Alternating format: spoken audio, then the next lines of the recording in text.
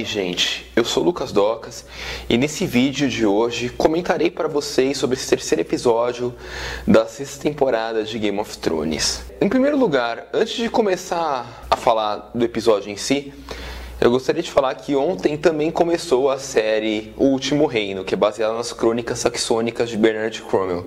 E eu vi as duas, e sinceramente eu acho que O Último Reino é muito melhor que Game of Thrones. E vou começar a acompanhar também a série Último Reino e passar pra vocês aqui. Então, daqui pra frente, o provável é que na segunda comece a passar o vídeo sobre O Último Reino e na terça sobre Game of Thrones. A mudança se deve assim porque, eu quero acompanhar as duas e eu acho que é mais legal trazer na segunda O Último Reino. Porque a série passa antes, assim. Essa semana ainda vai ser uma exceção que vai... Quer dizer, dá tempo de mudar ainda as coisas, mas relaxa. Eu vou passar sobre as duas. Provavelmente segunda vai ser O Último Reino daqui pra frente e terça vai ser Game of Thrones. Caso não seja assim, vai ser o contrário, só isso. Enfim, vamos ao que interessa sobre o episódio de ontem de Game of Thrones. A primeira coisa que eu tenho importante falar pra vocês é o seguinte. O episódio de ontem, ao contrário dos dois últimos episódios, foi um episódio com poucas informações. Não aconteceu tanta coisa e foi um episódio que levantou muito mais dúvidas do que certeza sobre a história. E o que eu posso dizer sobre ele é o seguinte. Teve poucas coisas pra se falar e tem uma parte mais especial que eu vou falar no final aqui desse vídeo. Por isso eu vou falar do Jon Snow mais pro final. Mas vamos começar pelo Bran.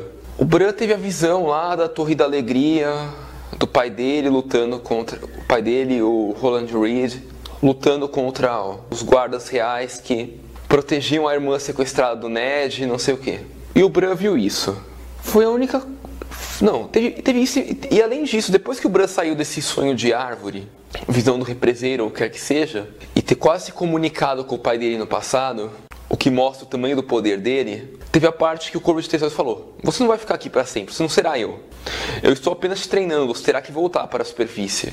Então isso já dá um indício do que vai acontecer com o Bran mais pra frente. A segunda cena importante que eu tenho que comentar é que é o conselho lá do sul, lá dos Lannisters. Aquilo pra mim tá estranho e acho que vai dar alguma coisa muito diferente do livro. Porque o Kevan Lannister tá bem vivo ali ainda, eu não sei porquê. Mas a Cersei tá se revoltando contra os outros membros do conselho. Então eu não sei o quão ruim vai dar aquilo. Vai dar ruim provavelmente pra Cersei e pra alguém lá dentro. Mas eu não sei o quão ruim, aquilo ali tá muito zoado. E é o que eu falei, tem mais dúvidas do que respostas. A questão da Daenerys ali também não tem informação nenhuma, só que ela chegou em Vaz Dothraki. E que algum julgamento pode acontecer com ela. Novamente não há informação alguma ali para poder discutir. Por fim, após isso, chegamos à questão do Rickon, que apareceu naquela cena com o Ramsay Bolton. Aquele cara é o Rickon mesmo? Sem ter ficado na dúvida. E a cabeça é a cabeça do cão felpudo? O que eu posso dizer para vocês, não dá para ter certeza. Mas ao que tudo indica, sim. E ao que tudo indica, o Rickon vai se ferrar. Porque realmente os Umbers traem o Stannis no livro. Então, aquele Umber lá é do mal, ele agradeceu porque ele realmente é do mal, ele é contra a própria família. Ele quer o poder pra ele, só isso. Porém, aquele Umber pode não ser equivalente ao Umber do livro. E pode estar ocupando a posição dos Motherlings. E aí ele pode estar ao lado dos Stark, sim, e tá planejando a teoria de que alguns caras falaram sobre seu casamento vermelho invertido. E assim assassinar Boltons e Freys nesse casamento. Eu acho que isso não vai acontecer, sinceramente. Mas eu tenho um temor que isso possa acontecer sim e eu vou deixar isso pro final. Mas enquanto a gente acredita que isso possa não acontecer, vamos considerar isso é mais um argumento para tornar o Bran o principal Stark. Já tá falando que o Bran vai sair daquela caverna e vai lutar uma batalha. Já tá falando que o Rickon tá meio ferrado. A Sansa tá indo pra muralha e coisa assim. E a Arya, que é outro detalhe interessante, que ela já não é mais a Arya. Porque a partir do momento que ela conseguiu beber aquele líquido, ela provou que ela realmente não é mais ninguém. Então, só sobra o Bran pra reivindicar o lado Stark. E aí você tá se perguntando, mas e o Jon? E agora que o Jon abandonou a Patrulha da Noite lá no final? Então, aquilo é algo que eu queria comentar com vocês que eu achei interessante. E é uma possibilidade muito diferente do que eu costumo comentar aqui nos vídeos. Por isso eu vou comentar aqui. Sim, teoricamente a vigília dele acabou, porque ele morreu e voltou à vida. Só que o que ele irá fazer é algo imprevisível. Quer dizer, não é tão imprevisível assim, ele vai tentar atacar o Winterfell com os selvagens dele. Isso é o máximo de previsível que a gente tem dele, só isso. Agora a gente não sabe se vai atacar o Winterfell pra ele ser rei de Winterfell, ou se vai ser pra passar o trono pra alguém. Ou se vai ser uma mera vingança dos Boltons e de quem atacou a família dele, a gente não sabe.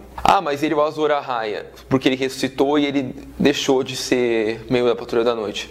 O que dava argumento pra esse Azor Ahai não era justamente o fato de ele estar na muralha e ser da Patrulha da Noite? O principal argumento não era esse?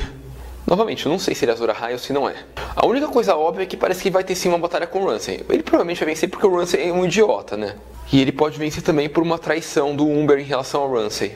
Mas acho que é só isso, né? De previsível. Porém, aí tá o detalhe que eu queria falar pra vocês. Que finalmente estamos no final do vídeo e eu vou falar pra vocês aqui. Todo mundo sabe que existe a maldita teoria do Jon Snow, de que ele é Targaryen, de que ele é o Azor Ahai, e que por isso ele é o príncipe encantado e vai cavalgar unicórnios no final da história. E o Game of Thrones vai virar um conto de fadas. Todo mundo deve conhecer essa maldita teoria, né? Eu particularmente acreditava que ela era ridícula até pouco tempo atrás, porque é muito perfeito e Game of Thrones não é um conto de fadas, é uma distopia. Porém, e é isso que está me deixando preocupado realmente, vamos lembrar que a série se separou do livro, né? E que a HBO não é o Martin.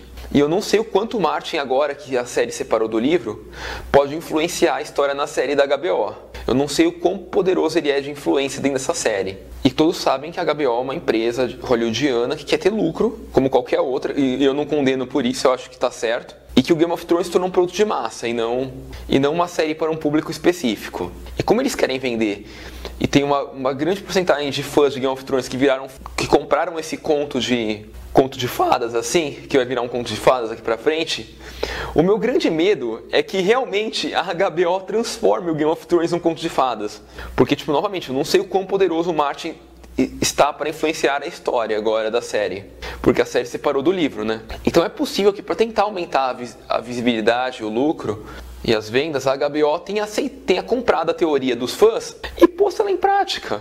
E por que eu falo que isso é um medo meu? Eu falo isso pelo seguinte: a maior parte dos fãs de Game of Thrones, da série, não são leitores das Crônicas do Gelo e do Fogo. Mas a maior parte dos leitores veem a série. Entendeu o que eu quero chegar? Tipo, vamos supor que tenha 1 milhão de leitores para 100 milhões de... Para 100 milhões não, para 10 milhões de espectadores da série.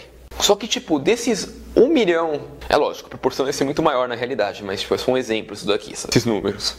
Vamos supor que desses 1 milhão, que nem o livro, 900 mil veem a série também. Que eu acho que deve ser por aí, uns 90% que vê, os que leem.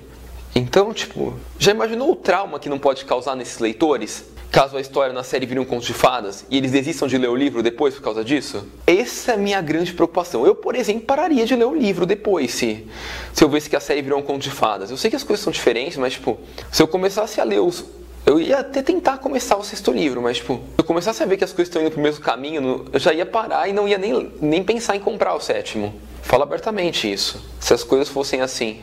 Porque, puta merda, o cara criou uma linha de história totalmente distópica pra depois virar um negócio conto de fadas. Dá até desgosto pra comprar uma coisa assim e, sei lá.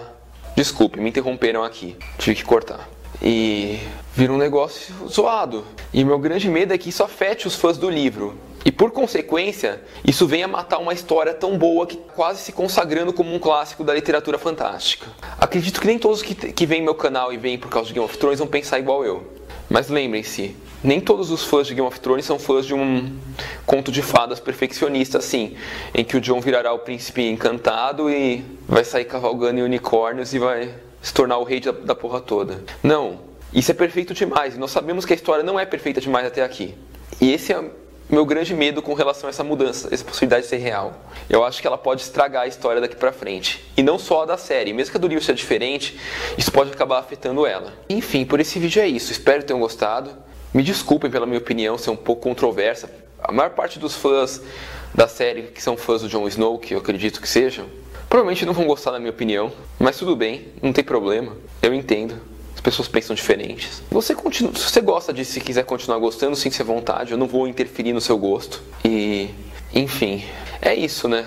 Obrigado. E quem sabe no próximo episódio de Game of Thrones as coisas mudem. Talvez deixe as coisas menos conto de fadas, assim. Ou afaste um pouco esse risco, assim. Obrigado e tchau.